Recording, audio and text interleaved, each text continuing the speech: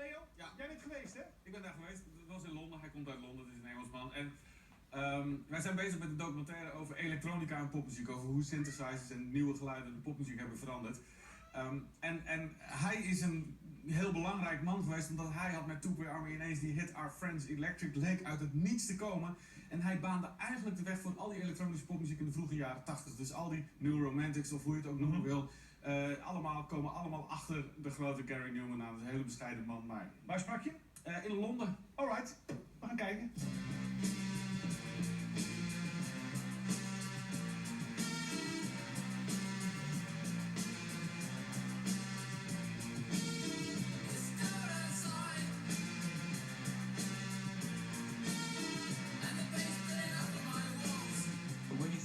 Hit single, it really doesn't have any of the things going for it that you would expect. You can't dance to it.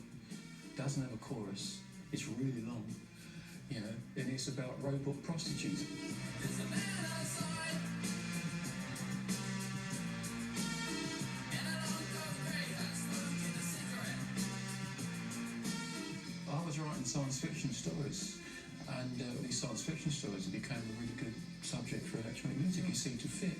It was a futuristic version of getting pornography in the post, what comes in a brown envelope, so your neighbours don't know what it is. So these prostitutes, these machines which looked human, were walking around doing various services in these grey coats, and they all looked the same, so you never knew what this is. They could also clean the house. Yeah, it could be anything you want. It could be a cat sitter, plumber, you know, it didn't matter. If the BBC had known what it was about, they'd never have played it. They'd never let me go on Top of the Pops, you know. So you know, thumbs up for obscure lyrics.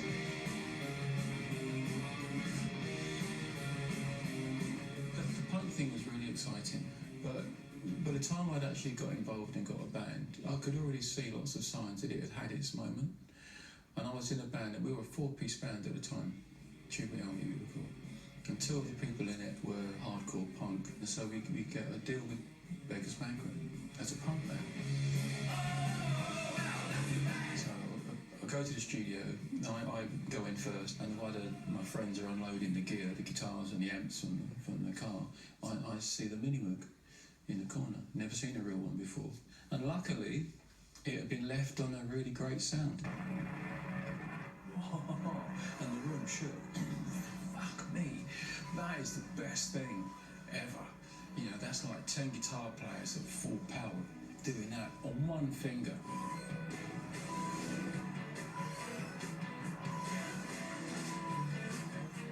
And all I did was kind of transfer these riffs, punk things into synth riffs. And I go back to the record company with this pseudo-punk electronic album, and they were horrified. Not what they wanted at all, not what they'd signed me for, really angry. And I was absolutely convinced that this type of music, this instrument, is going to be massive, because other people must surely feel the way I feel about it. It is making sounds you have never heard before.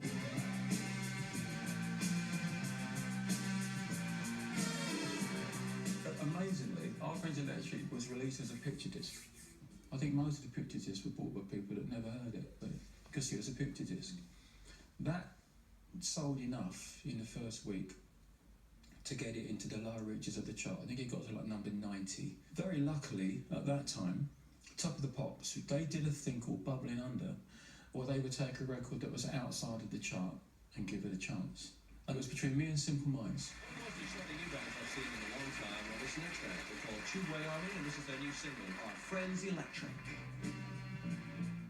And the reason they chose me is that somebody at Top of the Pops thought Tube Army was a more interesting name than Simple Minds. It was as simple as that. I tried to look like one of the characters from the stories I'd written, did the makeup thing. I noticed on Top of the Pops that when everybody was singing, they would all look at the camera. You know, as the camera would turn, so they would just keep on looking at it like that. And I thought that looked shit. Yeah. I asked Top of the Pops if it was okay if we don't have any coloured lights. I don't want any colours, because everyone would just really flashing off and on all the time. I'm going to be moody, because it suits the song and it suits the lyric, and it is about rape prostitutes, so you can't be happy. and I think that made it smart.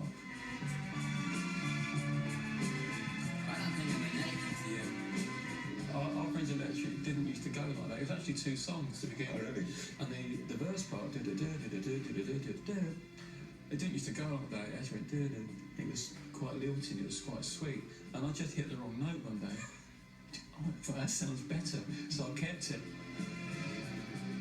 So Our Friends Electric, this great big pioneering #1 opening doors for electronic music, was actually 2 songs stuck together because I couldn't think how to finish them, and a bit of bad playing.